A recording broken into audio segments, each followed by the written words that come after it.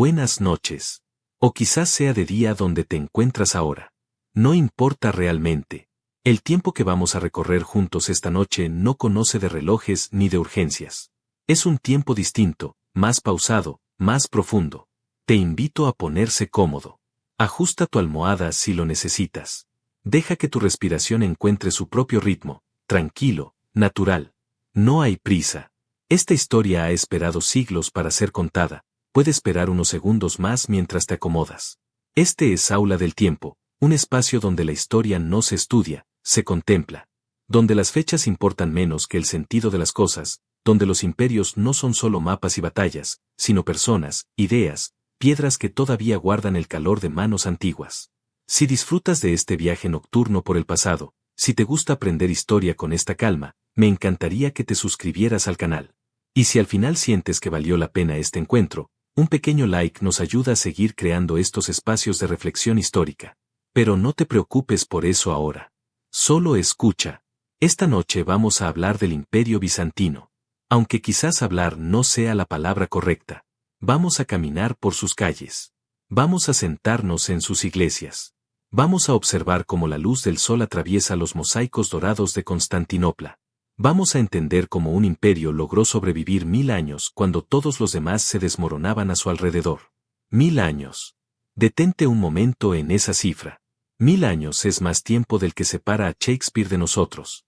Es más tiempo del que separa las pirámides de Cleopatra de la misma Cleopatra de nosotros. 1000 años es un tiempo casi imposible de imaginar, y sin embargo, Bizancio existió, resistió, brilló durante todo ese tiempo. Pero empecemos por el principio. Empecemos cuando Roma, cansada de sí misma, decidió mirar hacia el este y comenzar de nuevo. Capítulo 1. El nacimiento de Bizancio. Roma no cayó, se transformó. Hay una idea que todos hemos escuchado alguna vez, que Roma cayó, que el gran imperio se derrumbó bajo el peso de los bárbaros, que la civilización se apagó como una vela en la tormenta, que vino la oscuridad. Es una historia poderosa, dramática, pero no es completamente cierta, porque Roma no murió. Roma se movió. Estamos en el siglo IV de nuestra era. El imperio es vasto, demasiado vasto. Desde las brumas de Britania hasta los desiertos de Siria, desde el Rin hasta el Nilo, Roma intenta gobernar medio mundo conocido. Y está cansada. Hay un hombre que entiende esto mejor que nadie. Se llama Constantino, y es emperador. Ha visto las grietas en el sistema. Ha visto cómo el occidente se vuelve ingobernable, cómo las fronteras sangran bajo la presión de pueblos que buscan su lugar bajo el sol. Ha visto cómo Roma, la ciudad, con sus senadores orgullosos y sus tradiciones antiguas, se ha vuelto más un símbolo que un centro real de poder. Constantino mira hacia el este. Y allí, en un punto estratégico donde Europa y Asia casi se besan, donde el mar Mediterráneo se encuentra con el mar Negro, hay una ciudad pequeña, casi insignificante. Se llama Bizancio. Pero Constantino ve algo más.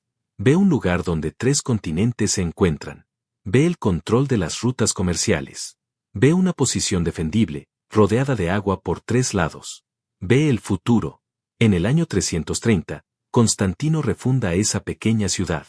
La expande, la embellece, la convierte en una nueva Roma.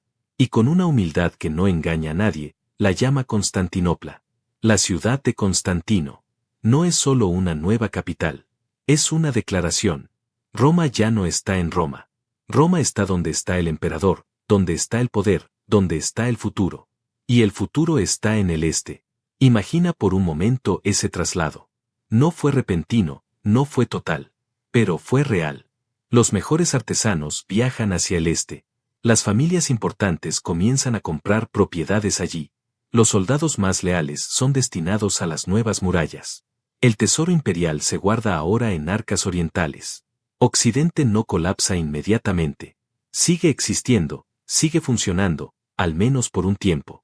Pero es como una planta que ha sido movida de lugar, puede que sobreviva, pero nunca volverá a ser lo mismo. Y mientras Occidente se marchita lentamente bajo la presión de godos, vándalos, hunos y francos, Oriente florece. Constantinopla crece. Se fortalece. Se vuelve rica más allá de cualquier imaginación antigua. Pero algo más cambia. Algo más sutil y más profundo. El imperio que emerge en el este ya no es exactamente Roma. Habla griego, no latín. Sus rituales son diferentes. Su cristianismo tiene un sabor distinto, más místico, más ceremonial. Sus leyes son las mismas, pero aplicadas de manera diferente. Sus emperadores ya no son simples generales victoriosos, son figuras sagradas, elegidas por Dios, intermediarios entre el cielo y la tierra. Los historiadores modernos lo llaman el Imperio Bizantino, tomando el antiguo nombre de aquella pequeña ciudad griega. Pero ellos, los que vivieron en él, nunca lo llamaron así. Para ellos, siempre fueron romanos. Siempre fueron el Imperio Romano. El único, el verdadero, el que nunca cayó. Y en cierto sentido, tenían razón. Porque cuando las últimas legiones abandonaron Britania, cuando los visigodos saquearon Roma, cuando el último emperador occidental fue depuesto por un bárbaro con nombre germánico, Constantinopla seguía allí. Sus murallas permanecían invictas. Sus mercados bullían de vida. Sus iglesias resonaban con himnos antiguos. Roma no había caído. Solo había cambiado de dirección. Había mirado hacia donde sale el sol, y allí había encontrado una nueva forma de existir. Una forma que duraría otros 1000 años. Una forma que preservaría la ley romana, la cultura griega, la fe cristiana, todo mezclado en algo único, algo que el mundo nunca había visto antes y nunca volvería a ver. Esta es la historia de esa transformación. De cómo Roma se convirtió en Bizancio sin dejar de ser Roma. De cómo un imperio aprendió a sobrevivir cuando todos los demás aprendían a morir. Y comienza, como tantas historias, con una ciudad. Capítulo 2. Constantinopla, la ciudad eterna del Oriente. Cierra los ojos por un momento. Imagina que es el amanecer, y estás en un barco que se acerca a Constantinopla desde el sur. Lo primero que ves son las murallas. Se extienden a lo largo de kilómetros, murallas dobles, triples en algunos lugares, torres cada pocos metros. Son tan altas que parecen montañas construidas por manos humanas. La piedra brilla con el primer sol, y por un momento no puedes distinguir dónde termina la tierra y dónde comienza la defensa. Tu barco navega por el Bósforo, ese estrecho de agua que separa dos continentes. A tu derecha, Europa. A tu izquierda, Asia. Y directamente frente a ti, en la península que se adentra en el mar, Constantinopla. El agua aquí tiene un color especial. No es el azul intenso del Mediterráneo abierto, sino algo más cambiante, más complejo. Verde en las sombras, dorado bajo el sol, casi plateado cuando sopla el viento del norte. Tu barco entra en el Cuerno de Oro, el puerto natural que protege a la ciudad como un brazo maternal. Y entonces comienzas a ver los detalles. Los muelles están llenos de actividad incluso a esta hora temprana. Hay barcos de todas partes del mundo conocido, naves egipcias cargadas de grano, veleros venecianos con sedas y especias, embarcaciones rusas con pieles y ámbar, galeras árabes con perfumes y manuscritos. Los estibadores gritan en una docena de idiomas. El aire huele a sal, a pescado fresco, a especias exóticas, a pan recién horneado en las panaderías cercanas al puerto. Hay comerciantes que discuten precios en griego, en árabe, en latín, en lenguas que ni siquiera reconoces. Desembarcas. Tus pies tocan las piedras de Constantinopla. Las calles principales están pavimentadas, algo que ya es raro en el mundo de entonces. Son anchas, diseñadas para que pasen carros y procesiones. Hay columnatas que proporcionan sombra en verano. Hay fuentes públicas donde la gente llena sus jarras de agua fresca traída desde acueductos que recorren kilómetros. Caminas hacia el interior de la ciudad, y lo que te golpea primero es la densidad. La gente. Miles, decenas de miles de personas. Constantinopla en su apogeo tiene más de 500.000 de habitantes, quizás más. Es, junto con Bagdad y Chanaan, una de las ciudades más grandes del mundo. Pero no es solo grande. Es compleja. Pasas por barrios donde viven artesanos, tejedores, orfebres, ceramistas. Cada gremio tiene su propia calle, su propia iglesia, sus propias tradiciones. El sonido de los martillos en el metal, el crujido de los telares, las voces de los aprendices que repiten las lecciones de sus maestros. Más adelante, los barrios residenciales. Aquí las casas son más altas, de 3 o 4 pisos. Las familias viven apretadas pero organizadas. Hay patios interiores donde los niños juegan y las mujeres cosen y conversan. Desde las ventanas superiores cuelga la ropa a secar, añadiendo toques de color a las fachadas blancas. Y luego, de repente, giras una esquina y te encuentras frente a algo extraordinario. Una iglesia. Pero no cualquier iglesia. Una basílica enorme, con cúpulas que parecen flotar en el aire. Las paredes exteriores son de ladrillo y piedra, sólidas, severas. Pero entras, y todo cambia. El interior está cubierto de mosaicos. Cada centímetro de pared, cada superficie curva, cada espacio entre las ventanas. Los mosaicos están hechos de pequeñas piezas de vidrio coloreado y oro. Cuando la luz entra por las ventanas, el oro cobra vida. No refleja la luz, la multiplica, la transforma en algo casi líquido que fluye por las paredes. Hay santos mirándote desde las paredes. María con el niño Jesús. Cristo Pantocrátor, el que todo lo gobierna, con ojos que te siguen sin importar dónde estés. Ángeles con alas de plumas doradas. Patriarcas con largas barbas blancas. El aire aquí es diferente. Huele a incienso, ese aroma resinoso que se pega a la ropa y al cabello. Hay velas encendidas por todas partes, cada una representando una oración, una esperanza, un miedo. Y está el sonido. Los himnos bizantinos son únicos. No tienen la simplicidad del canto gregoriano occidental. Son más elaborados, más ornamentados. Las voces suben y bajan en melodías que parecen venir de otro mundo. Hay un coro masculino, voces profundas que resuenan bajo las cúpulas, y de repente un solista se eleva por encima, claro como cristal. Sales de la iglesia aturdido, como quien sale de un sueño. Sigues caminando. Pasas por el Foro de Constantino, una plaza enorme rodeada de edificios públicos. Hay estatuas de emperadores antiguos. Hay vendedores ambulantes ofreciendo fruta, pan, pasteles de miel. Hay predicadores callejeros discutiendo puntos de teología con quien quiera escucharlos. Y luego llegas al corazón de la ciudad, el Gran Palacio. El Palacio Imperial no es un solo edificio. Es un complejo enorme de salones, jardines, capillas, bibliotecas, barracas para la guardia, establos, tesoros. Podrías perderte aquí durante días. Los corredores están decorados con mármoles de colores traídos de todo el imperio, verde de Tesalia, rojo de Egipto, blanco de las islas. Hay jardines interiores donde crecen árboles frutales y flores exóticas. Hay fuentes con agua que cae en cascadas artificiales. Hay pavos reales que caminan libremente, símbolos de inmortalidad y resurrección. Y en el centro de todo esto, inaccesible para la mayoría, está el emperador. Sentado en un trono de oro, bajo un dosel de púrpura, rodeado de ceremonias tan elaboradas que hasta acercarse a él requiere conocer 100 reglas diferentes. Pero el emperador es solo una parte de Constantinopla. La ciudad vive más allá de sus palacios. Vive en los baños públicos, donde la gente se reúne no solo para lavarse sino para socializar, hacer negocios, escuchar las últimas noticias. Vive en el hipódromo, donde decenas de miles de personas gritan apoyando a sus equipos de carreras de carros, los azules o los verdes, rivalidades que a veces terminan en disturbios que sacuden el imperio. Vive en las tabernas donde los marineros cuentan historias de tierras lejanas. Vive en las escuelas donde los niños aprenden a leer a Homero y a recitar los salmos. Constantinopla es una ciudad de contrastes. Sagrada y profana. Rica y pobre. Ordenada y caótica. Antigua y siempre nueva. Es una ciudad donde el tiempo parece moverse de forma diferente. Porque mientras en Occidente las ciudades se despueblan, mientras los acueductos se rompen y no se reparan, mientras las bibliotecas se vacían y nadie las llena, Constantinopla permanece. Crece. Prospera. Es la guardiana del conocimiento antiguo. Sus bibliotecas contienen copias de textos que en Occidente se han perdido. Sus escribas copian manuscritos año tras año, preservando la sabiduría de Platón, Aristóteles, Euclides, Galeno. Es el punto de encuentro entre mundos. En sus mercados puedes comprar seda china, especias de India, ámbar del Báltico, marfil africano. Puedes escuchar historias de lugares tan lejanos que parecen míticos. Y es algo más. Es una idea hecha piedra. La idea de que la civilización puede perdurar. De que las murallas pueden mantenerse en pie. De que la luz no tiene por qué apagarse.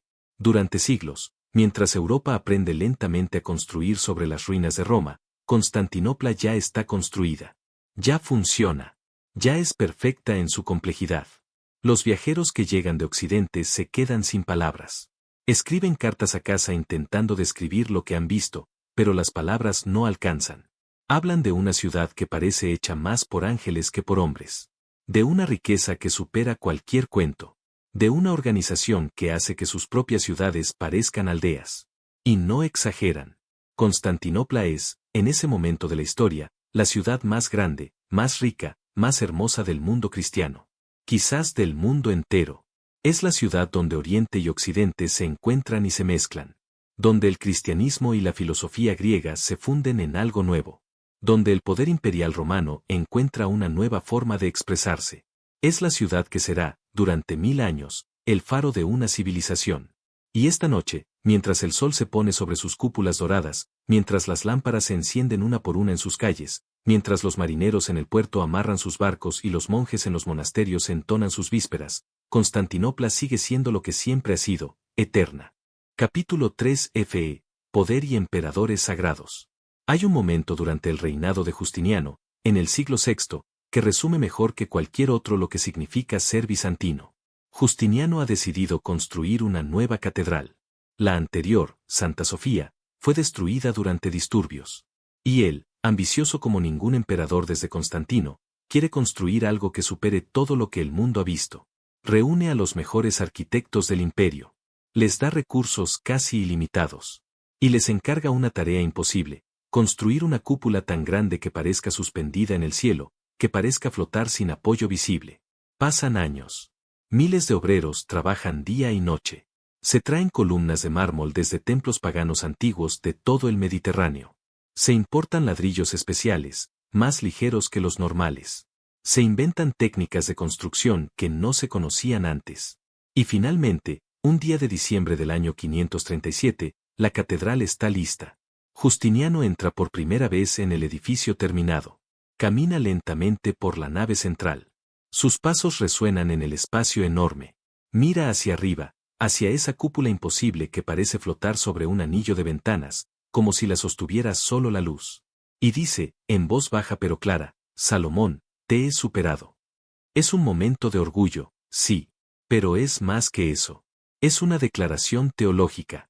Justiniano no solo se está comparando con el legendario rey del Antiguo Testamento. Se está declarando el sucesor de Salomón, el constructor del templo, el rey elegido por Dios. Porque en Bizancio, el emperador no es solo un gobernante político. Es una figura sagrada. Este concepto es difícil de entender para nosotros hoy. Estamos acostumbrados a separar la Iglesia del Estado, lo sagrado de lo secular. Pero en Bizancio no existe esa separación. El emperador es elegido por Dios para gobernar en la tierra. Es el representante de Cristo. Es, en cierto sentido, un sacerdote rey. Cuando el emperador aparece en público, es una teofanía, una manifestación de lo divino. Viste púrpura, el color reservado solo para él. Lleva una corona con pendientes de perlas que cuelgan a los lados de su cara, no solo como decoración sino como recordatorio de que debe escuchar solo la verdad. Sus zapatos son rojos, símbolo de la sangre de los mártires sobre la que se construye su poder. Las ceremonias imperiales son elaboradas más allá de lo imaginable. Cuando alguien es presentado ante el emperador, debe seguir un protocolo preciso. 3 reverencias profundas mientras se acerca. Nunca dar la espalda al trono. Hablar solo cuando se le dirige la palabra. Besar el borde del manto imperial si se tiene ese honor. Hay incluso autómatas en el trono. Leones mecánicos de oro que rugen cuando el emperador lo ordena. Árboles de plata con pájaros que cantan mediante mecanismos ocultos. Todo diseñado para impresionar, para sobrecogerse, para recordar que este no es un hombre común sino algo más, algo entre lo humano y lo divino.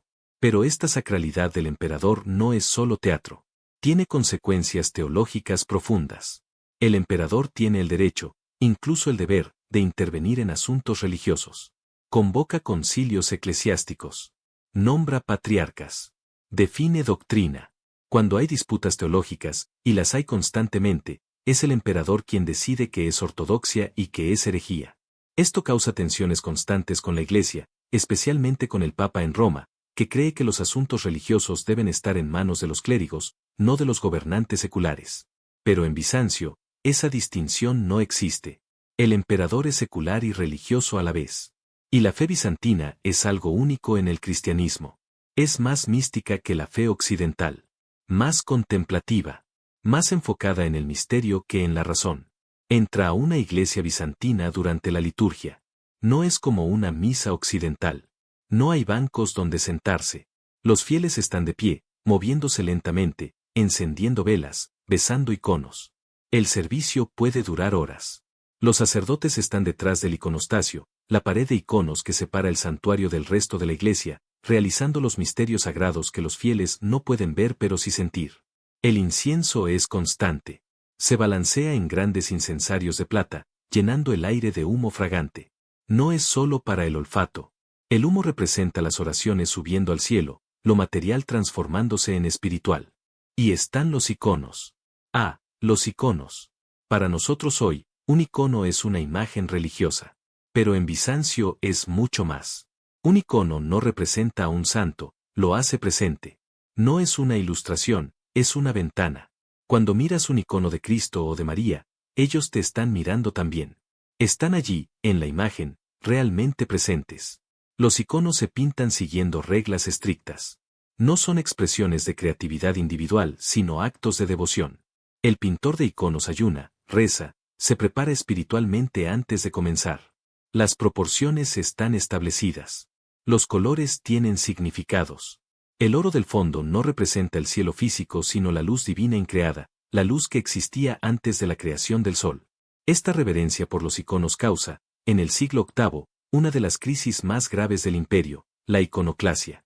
Hay emperadores que deciden que los iconos son idolatría, que el pueblo está adorando imágenes en lugar de a Dios. Ordenan la destrucción de iconos por todo el imperio. Entran en iglesias y retiran mosaicos antiguos. Queman pinturas. Castigan a quienes esconden iconos. Es una guerra civil espiritual. Familias se dividen. Monjes son perseguidos. La emperatriz Teodora, después de la muerte de su esposo iconoclasta, restaura los iconos y es venerada como santa por ello. La controversia dura más de un siglo y deja cicatrices profundas. Pero también define la espiritualidad bizantina. Los iconos son reafirmados no solo como permitidos sino como necesarios, como parte esencial de la fe, porque en Bizancio, lo material y lo espiritual no están separados. Se interpenetran. El mundo físico es un reflejo del cielo. Las iglesias son copias terrenales de la Jerusalén celestial. Los rituales terrestres participan de los rituales eternos que los ángeles realizan constantemente ante el trono de Dios. Esta es una fe que abraza el misterio, que acepta que hay cosas que no se pueden explicar, solo experimentar, que prefiere la paradoja a la claridad excesiva. Hay debates teológicos constantes sobre la naturaleza de Cristo. ¿Es completamente divino? ¿Completamente humano? ¿Una mezcla de ambos? ¿Tiene una voluntad o dos? Estas preguntas parecen abstractas, pero para los bizantinos son urgentes, vitales. Porque si Cristo no es completamente humano, entonces no puede salvarnos, no puede ser nuestro hermano. Pero si no es completamente divino, entonces su sacrificio no tiene poder infinito. Es un equilibrio delicado, un misterio que debe ser preservado en toda su complejidad. Y este mismo equilibrio se refleja en todo el imperio. El emperador es sagrado pero también humano. Puede ser depuesto, cegado, exiliado si falla. Hay emperadores que terminan como monjes en monasterios remotos. Hay emperatrices que gobiernan por derecho propio y no solo como regentes. La iglesia es poderosa pero está bajo el emperador. Los monjes son respetados pero también sospechosos cuando acumulan demasiada riqueza. Los patriarcas aconsejan pero también obedecen. Es un sistema complejo, lleno de tensiones, pero sorprendentemente estable. Y en el centro de todo, en cada iglesia, en cada palacio, en cada hogar, hay fe. Fe en que Constantinopla es la ciudad guardada por Dios. Fe en que la Virgen María personalmente protege sus murallas. Fe en que mientras la fe verdadera se preserve aquí, el imperio no puede caer. Es una fe que se expresa en piedra y oro. En himnos que han sido cantados de la misma manera durante siglos. En rituales que no cambian porque no necesitan cambiar, porque tocan algo eterno. Cuando el sol se pone sobre Constantinopla y las lámparas se encienden en las iglesias, cuando los monjes en el monte Athos comienzan sus vigilias nocturnas, cuando las familias se reúnen para rezar ante el icono familiar, todos participan en algo más grande que ellos mismos. Participan en una fe que es antigua pero siempre presente. En una tradición que conecta el cielo con la tierra. En un misterio que, aunque no se puede explicar completamente, se puede vivir plenamente. Y es esta fe, tanto como sus murallas y sus legiones, lo que mantiene a Bizancio en pie durante 1000 años. Capítulo 4 Guerras, intrigas y resistencia al olvido. Hay algo extraordinario en la supervivencia del imperio bizantino. Algo que desafía la lógica histórica normal. La mayoría de los imperios duran unos pocos siglos como mucho. Crecen, alcanzan su apogeo, y luego declinan. Es un patrón repetido una y otra vez a lo largo de la historia. Pero Bizancio no sigue ese patrón. Bizancio es atacado constantemente, desde todas direcciones, durante 1000 años. Y sobrevive. Déjame pintarte el panorama. Al norte, hay pueblos eslavos que presionan constantemente sobre las fronteras balcánicas. Búlgaros, serbios, más tarde los rus de Kiev. Algunos son paganos, otros cristianos, pero todos quieren tierras bizantinas, riqueza bizantina. Al este, primero los persas sasánidas, un imperio tan antiguo y sofisticado como Roma misma. Durante siglos, bizantinos y persas luchan en una guerra casi ritual, como dos viejos adversarios que se conocen demasiado bien. Ciudades cambian de manos. Reliquias sagradas son capturadas y recuperadas. Pero ninguno de los dos puede dar el golpe final. Hasta que aparece algo nuevo. En el siglo VII, desde los desiertos de Arabia, surge una nueva fe, el Islam. Y con ella, ejércitos árabes que barren todo a su paso con una velocidad que aterroriza al mundo conocido. En unas pocas décadas, el imperio persa es destruido completamente. Las provincias bizantinas más ricas, Siria, Egipto, el norte de África, son conquistadas. Jerusalén, la ciudad más sagrada del cristianismo después de Constantinopla, cae en manos musulmanas. Bizancio pierde 2/3 de su territorio. Pierde sus tierras más productivas. Pierde sus rutas comerciales más lucrativas. Cualquier otro imperio habría colapsado. Pero Bizancio resiste. Se contrae, sí. Se defiende. Reorganiza sus provincias en temas, distritos militares donde los soldados reciben tierras a cambio de servicio hereditario. Es un sistema más feudal que el antiguo sistema romano, pero funciona. Y luego, 2 veces, los árabes intentan tomar la ciudad misma. Sitios masivos de Constantinopla. Flotas que cubren el mar. Ejércitos que rodean las murallas. Pero no pueden tomarla. Las murallas son demasiado fuertes. La flota bizantina usa el fuego griego, una sustancia incendiaria cuya composición exacta se pierde con los siglos pero que en su momento es terrorífica. Se rocía sobre los barcos enemigos y arde incluso en el agua. Los marineros árabes saltan al mar para escapar del fuego en sus cubiertas, solo para descubrir que el fuego los sigue, flotando en la superficie. Los sitios fracasan. Los árabes se retiran. Y Bizancio respira, brevemente. Pero los enemigos siguen llegando. En el norte, el Khan búlgaro Krum es tan feroz que, después de capturar al emperador Nicéforo en batalla, hace una copa con su cráneo y bebe de ella en sus banquetes. Es una humillación que sacude al imperio hasta sus cimientos. Pero el imperio se recupera. Siempre se recupera. Hay algo en la mentalidad bizantina que rechaza la derrota final. Una resiliencia nacida de siglos de supervivencia. Los bizantinos aprenden a ser pacientes, a esperar, a usar la diplomacia cuando la fuerza no es suficiente. ¿Y qué diplomacia? Los bizantinos son maestros en esto. Juegan a unos enemigos contra otros. Sobornan a jefes bárbaros para que ataquen a otros bárbaros. Casan princesas imperiales con reyes extranjeros para crear alianzas. Envían misioneros para convertir a pueblos paganos, no solo por razones religiosas sino porque un pueblo cristiano tiende a ser más amigable con el imperio cristiano. Tienen toda una oficina burocrática dedicada a las relaciones exteriores. Mantienen archivos detallados de cada pueblo extranjero, sus costumbres, su idioma, sus puntos débiles. Escriben manuales sobre cómo negociar con diferentes pueblos. Hay una frase que los historiadores modernos usan, diplomacia bizantina. No es un cumplido. Implica duplicidad, engaño, tratados que no se pretende mantener. Pero desde la perspectiva bizantina, es simplemente inteligencia. ¿Por qué desperdiciar soldados cuando las palabras pueden lograr el mismo resultado? Y cuando las palabras no funcionan, hay oro. Bizancio paga tributos masivos a diferentes enemigos. No como signo de debilidad, sino como inversión. Es más barato pagar a los búlgaros que luchar contra ellos. Es más eficiente sobornar a los húngaros para que ataquen a los búlgaros que enviar las propias legiones. Pero no todo es externo. El imperio también se devora a sí mismo desde adentro. Las intrigas de palacio en Constantinopla son legendarias.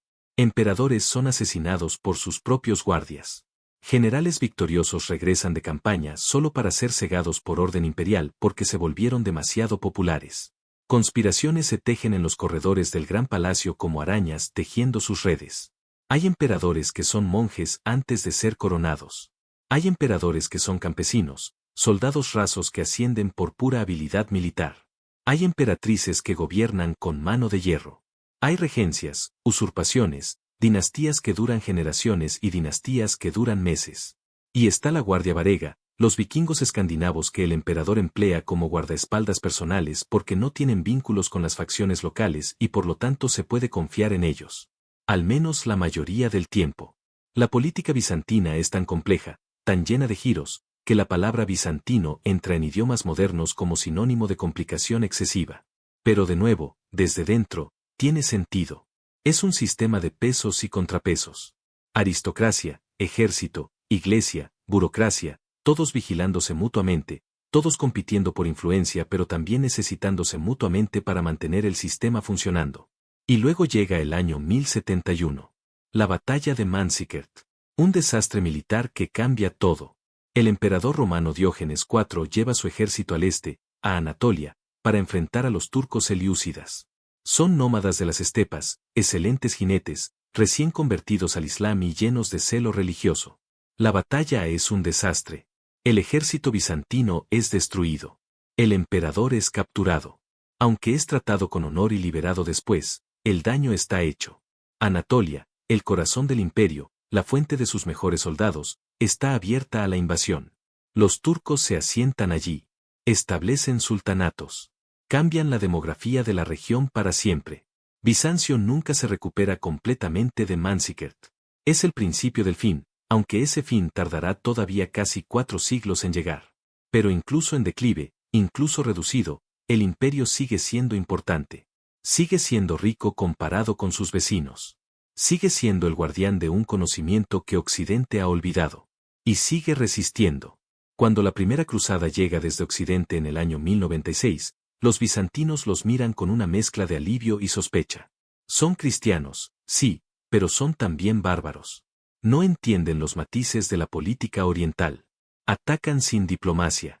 Crean reinos cruzados en tierras que Bizancio considera suyas. Y luego, en el año 1204, lo impensable sucede. La Cuarta Cruzada, que supuestamente iba a Jerusalén, se desvía. Atacan Constantinopla. Saquean la ciudad durante 3 días. Roban reliquias sagradas. Funden iconos de oro. Destruyen bibliotecas. Violan mujeres en iglesias. Es una herida que nunca sana completamente. Los cruzados establecen el imperio latino de Constantinopla, pero dura solo unas décadas. Los bizantinos, exiliados en Nicea, reconquistan eventualmente su capital. Pero la ciudad nunca vuelve a ser lo que era. La población se ha reducido. La riqueza se ha dispersado. La confianza en Occidente está destruida. Y desde el este, un nuevo poder está creciendo, los turcos otomanos. Son diferentes de los selyúcidas. Más organizados. Más determinados. Más pacientes. Lentamente, metódicamente, conquistan lo que queda del territorio bizantino. Ciudad por ciudad, fortaleza por fortaleza, hasta que todo lo que queda es Constantinopla misma y algunas islas dispersas. Pero la ciudad sigue allí. Empobrecida, sí. Despoblada, sí. Rodeada, sí. Pero allí. Y en sus iglesias, los himnos siguen sonando como han sonado durante 1000 años. En sus murallas, los guardias siguen su vigilia. En el palacio, aunque esté medio vacío, el emperador sigue llevando la púrpura imperial. Porque mientras Constantinopla exista, el imperio romano no ha caído. Mientras las murallas se mantengan, la luz no se apaga. Es una resistencia que va más allá de lo militar o lo político. Es una resistencia del espíritu, una negativa a aceptar que el tiempo de uno ha pasado.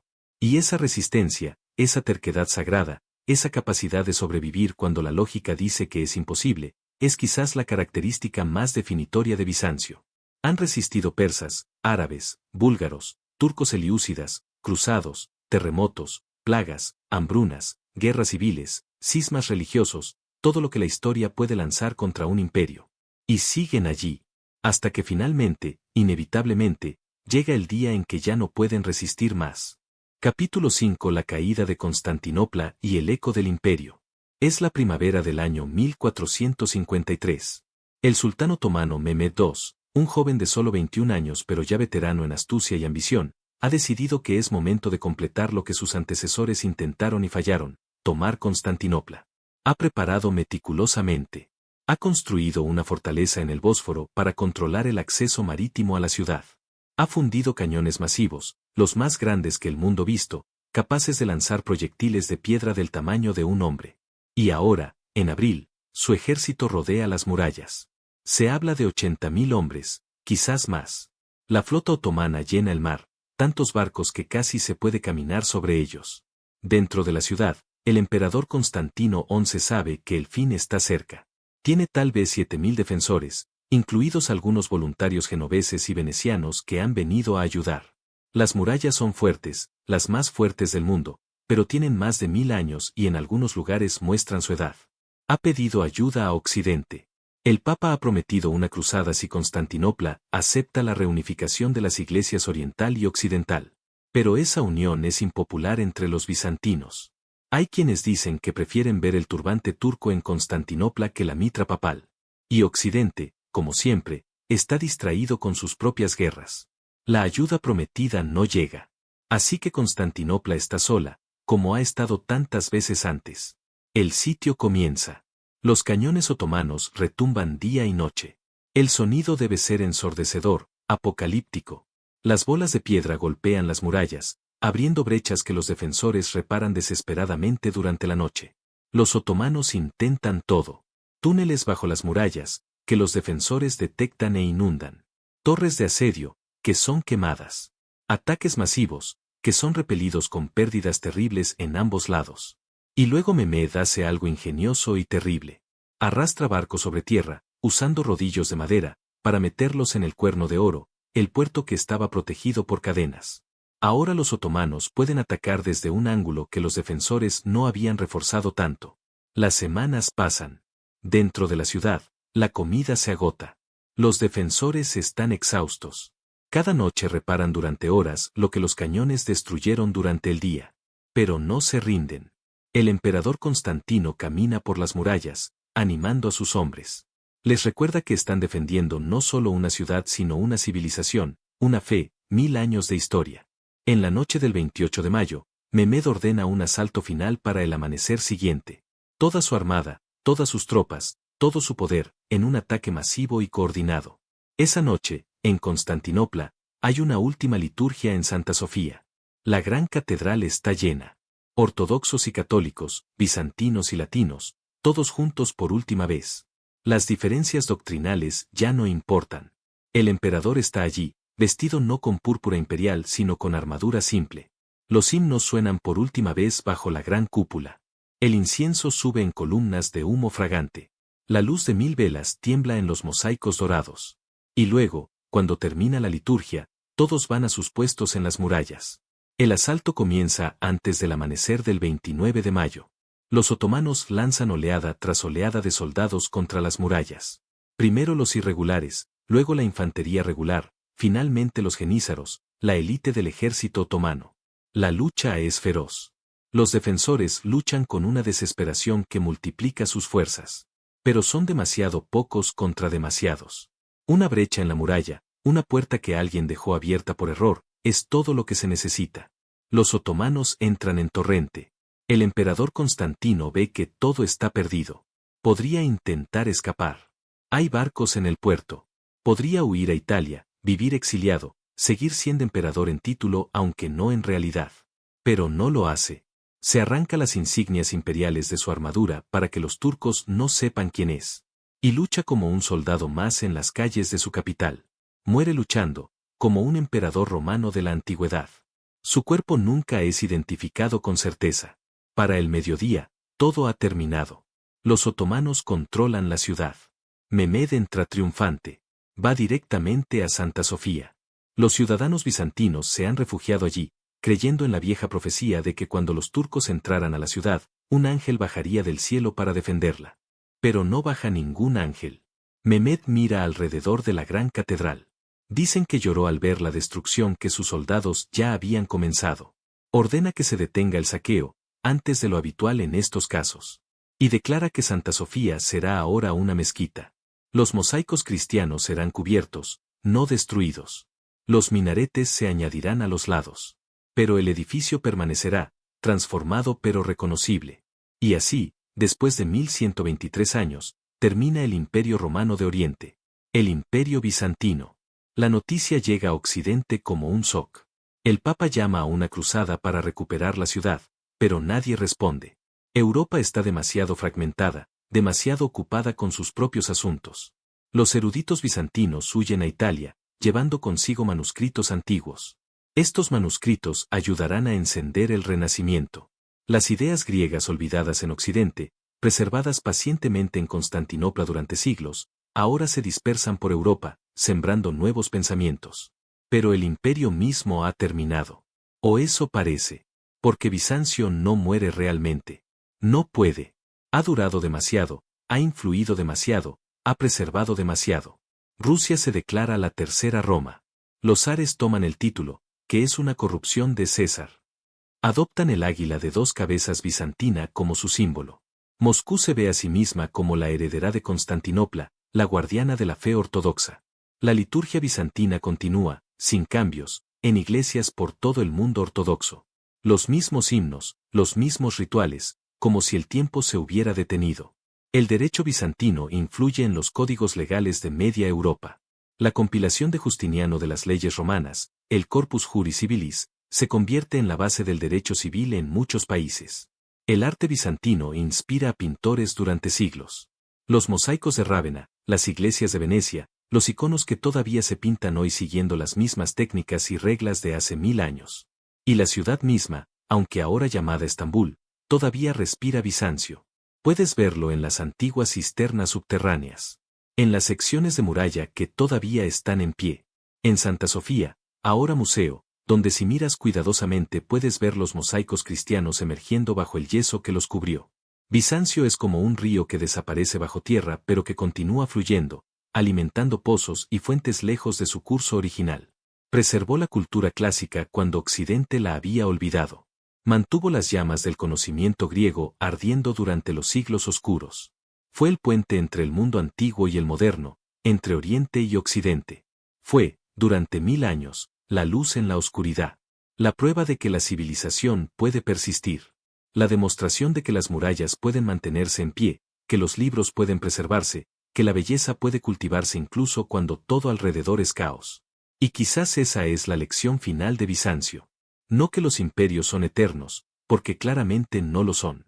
Sino que las ideas, la cultura, la belleza, el conocimiento, estas cosas pueden sobrevivir a los imperios que las crearon. Constantinopla cayó. Pero lo que Constantinopla representaba, lo que creó, lo que preservó, eso no cayó.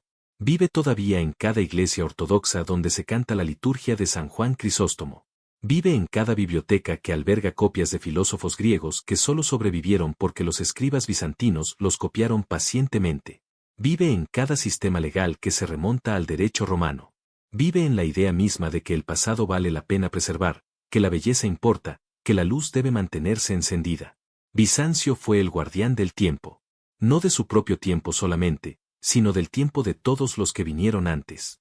Y al guardar ese tiempo, al preservar esa memoria, hizo posible todo lo que vino después.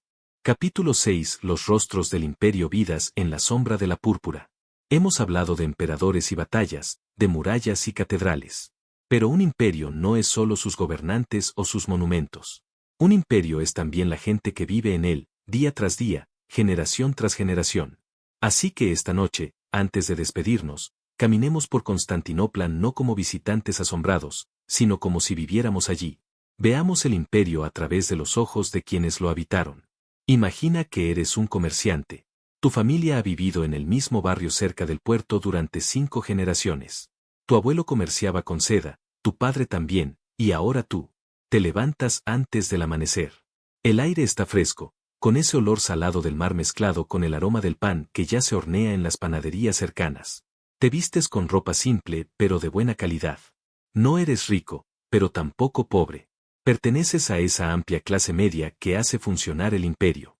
Bajas a tu taller. Los aprendices ya están allí, jóvenes de 12 o 13 años que aprenden el oficio. Les enseñas a distinguir la seda china genuina de las imitaciones persas. Les muestras cómo negociar, cómo leer a un cliente, cuándo mantenerse firme en el precio y cuándo ceder un poco para asegurar la venta. El gremio de comerciantes de seda es poderoso. Tiene sus propias reglas, sus propias tradiciones. Celebran juntos las festividades religiosas. Se ayudan mutuamente cuando hay problemas. Si tu negocio sufre un incendio, los demás comerciantes contribuyen para que puedas reconstruir. Pero el gremio también vigila. Si intentas vender seda de mala calidad haciéndola pasar por buena, si engañas a un cliente, si rompes las reglas, te expulsan. Y en una ciudad como Constantinopla, donde todos se conocen, donde tu reputación es todo, la expulsión del gremio es casi una sentencia de muerte comercial. Pasas el día en el mercado. Llegan barcos de todas partes. Hay un capitán armenio que trae seda de Samarcanda. Una familia judía que importa especias de Alejandría. Un mercader italiano, tal vez genovés, que busca comprar púrpura imperial para vender en Occidente. La púrpura imperial es especial. Hay leyes estrictas sobre quién puede usarla. Solo el emperador puede vestir la púrpura más oscura, la verdadera púrpura tiria extraída de miles de caracoles marinos. Comerciar con ella sin permiso es un crimen grave.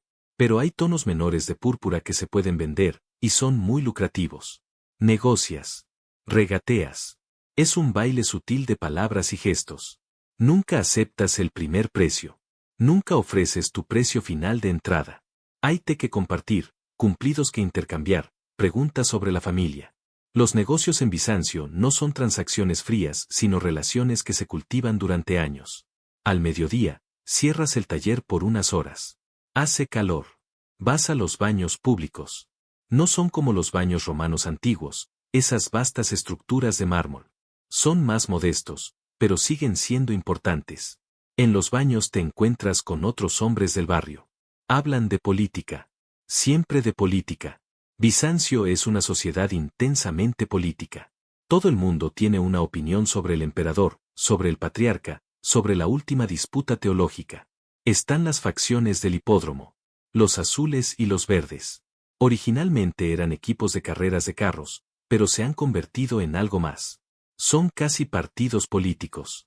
Los azules tienden a representar la aristocracia y el orden establecido. Los verdes atraen a comerciantes y artesanos como tú. Las rivalidades son intensas. A veces hay disturbios. ¿Recuerdas las historias que tu abuelo contaba sobre la revuelta de Nicá, en tiempos de Justiniano?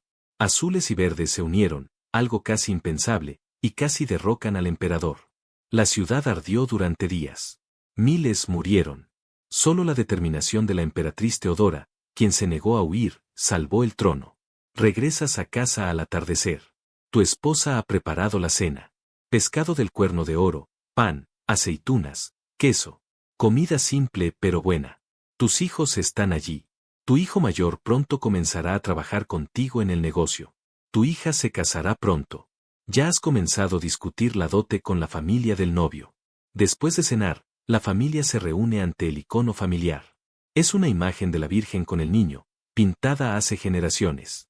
Ha estado en tu familia tanto tiempo que nadie recuerda cuándo llegó. Todos hacen la señal de la cruz. Rezan juntos, palabras que han repetido cada noche durante toda tu vida. Esta es tu vida. No emocionante, no heroica, pero estable, predecible, segura. O al menos lo era. Porque últimamente las cosas han cambiado. Hay menos barcos llegando. Los turcos controlan más territorio cada año. Las rutas comerciales están interrumpidas. Los precios suben. Hay rumores de que el emperador no puede pagar a sus soldados. Te preocupas por el futuro. Por tus hijos. ¿Qué clase de mundo heredarán? Pero por ahora, esta noche, tu familia está a salvo. Tu casa está intacta. Las lámparas están encendidas. Y mañana volverás al mercado, como has hecho todos los días de tu vida adulta, como tu padre hizo antes que tú. Ahora imagina una vida diferente. Eres una mujer de la aristocracia, casada con un alto funcionario del Palacio Imperial. Tu día comienza más tarde que el del comerciante. Las mujeres de tu clase no salen mucho de casa. Constantinopla es una sociedad donde los espacios están divididos por género de manera más estricta que en Occidente. Pero tu casa es tu reino. Es grande, de varios pisos, con patios interiores llenos de flores y fuentes. Tiene sirvientes, esclavos incluso, aunque el cristianismo ha suavizado la institución de la esclavitud. Tus esclavos serán liberados eventualmente, tal vez en tu testamento, y hasta entonces son tratados como parte de la familia extendida. Pasas la mañana supervisando la casa. Hay telas que inspeccionar, menús que planear. Esta noche tu esposo trae invitados importantes, otros funcionarios del palacio. Todo debe ser perfecto. Tienes una pequeña capilla en tu casa. Pasas tiempo allí, rezando. La religión no es solo ritual para ti. Es profundamente personal. Tienes un padre espiritual, un monje anciano que te guía en tu vida de oración. Ayunas rigurosamente durante la Cuaresma. Haces peregrinaciones a santuarios locales. Hay un monasterio que fundaste con tu propia dote. Es para mujeres, dirigido por una abadesa sabia. Apoyas el monasterio económicamente. A cambio, las monjas rezan por ti, por tu familia, por el emperador, por el imperio. Por la tarde, recibes visitas. Otras mujeres de tu clase. Beben vino aguado. Comen dulces de miel y nueces. Conversan sobre familias, sobre matrimonios que se están arreglando, sobre la última controversia en la corte. El chisme es un arte en Bizancio. Pero no es trivial. Saber quién está en favor y quién ha caído en desgracia puede significar la diferencia entre prosperidad y ruina. Tu esposo depende de tu red de contactos femeninos para entender las corrientes subterráneas de la política palaciega. Tus hijos son educados en casa por tutores. Tu hijo aprende griego clásico, retórica, algo de latín, matemáticas. Estudiará a Homero, a los evangelios, los padres de la iglesia. Si tiene talento, tal vez ingrese al servicio imperial como su padre. Tu hija aprende cosas diferentes. Bordado, música, gestión del hogar. Pero también aprende a leer y escribir, más de lo que aprendería una mujer en Occidente. Hay mujeres eruditas en Bizancio. Algunas emperatrices son conocidas por su aprendizaje. La princesa Ana Comnena escribirá una historia detallada del reinado de su padre, una obra de considerable sofisticación histórica. Por la noche, cuando llegan los invitados, te retiras. No comes con ellos. Las cenas formales son asuntos masculinos. Pero escuchas desde las habitaciones interiores. Escuchas las discusiones sobre política, sobre teología, sobre las noticias del imperio. Tu vida es confinada pero no insignificante. Tienes poder, aunque ejercido de manera diferente al poder masculino. Influyes en decisiones a través de tu esposo. Moldeas la próxima generación a través de tus hijos. Sostienes la vida espiritual de tu familia y de las monjas que apoyas. Y si tu esposo muere antes que tú, si te conviertes en viuda, tendrás aún más libertad. Las viudas en Bizancio pueden controlar sus propias propiedades. Pueden hacer negocios. Algunas se vuelven inmensamente influyentes. Una vida más. Eres un monje en un monasterio en el monte Athos. Has renunciado al mundo. Dejaste atrás una vida que podría haber sido cómoda. Tal vez eras comerciante, o soldado, o funcionario. Pero sentiste el llamado. Sentiste que Dios te pedía algo más. El monasterio es austero. Celdas pequeñas. Comida simple. Largas horas de oración. El día comienza a medianoche con los maitines. Cantas salmos en la oscuridad, tu voz mezclándose con las de tus hermanos monjes. Luego regresas a tu celda para la oración privada.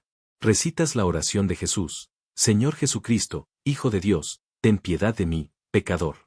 La repites 1000 veces, 10.000 veces, hasta que se vuelve parte de tu respiración, hasta que rezas sin cesar como San Pablo instruyó. Al amanecer, hay más oraciones comunitarias. Luego trabajo. Los monjes trabian. Cultivan jardines. Copian manuscritos. Hacen íconos.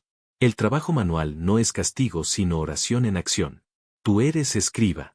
Pasas horas cada día copiando textos antiguos. A veces son libros de la Biblia. A veces los padres de la iglesia. A veces, con permiso del abad, textos de filósofos paganos antiguos. Platón. Aristóteles.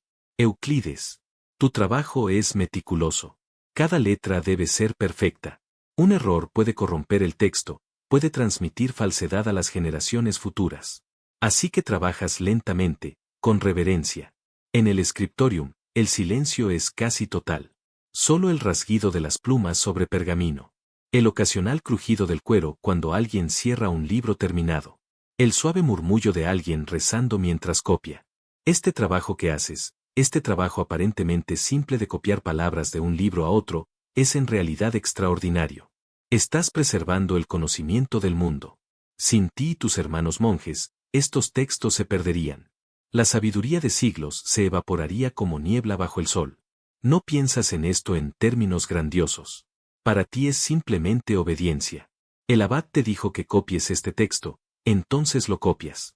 Pero el efecto acumulativo de este trabajo, repetido día tras día, año tras año, siglo tras siglo, en cientos de monasterios por todo el mundo bizantino y más allá, es nada menos que la preservación de la civilización. Comes una vez al día, tal vez dos durante las temporadas menos estrictas. Vegetales, pan, aceite de oliva. Pescado en días de fiesta. Nunca carne. El ayuno no es solo negación, sino purificación. Vacías el cuerpo para hacer espacio para el espíritu. Y hay momentos, durante la oración profunda, cuando sientes que tocas algo más grande que tú mismo. Una presencia. Una paz que no se puede explicar con palabras. Los místicos bizantinos hablan de la luz increada, la misma luz que los apóstoles vieron en el monte Tabor cuando Cristo se transfiguró. Tú has vislumbrado esa luz, brevemente, como un relámpago en la oscuridad. Tu vida es difícil. Fría en invierno, calurosa en verano. Solitaria a veces, aunque estés rodeado de hermanos. Pero es también profundamente significativa. Cada día tiene propósito. Cada acción, desde copiar una línea de texto hasta lavar tu plato después de comer, es una ofrenda a Dios. Ahora, simplemente descansa. Deja que tu respiración se haga más lenta. Deja que tus pensamientos se aquieten. El imperio bizantino existió durante 1000 años. Brilló, resistió, preservó, y finalmente se transformó. Como todas las cosas. Como la noche que lentamente se convierte en amanecer. Como la historia que se convierte en memoria. Como el pasado que, de maneras misteriosas, sigue viviendo en el presente. Que descanses bien. Que sueñes con ciudades doradas y mares antiguos. Que encuentres, en el silencio de la noche, algo de esa paz que los monjes bizantinos buscaban en sus oraciones. Hasta que nos encontremos de nuevo, en otro rincón del tiempo. Buenas noches.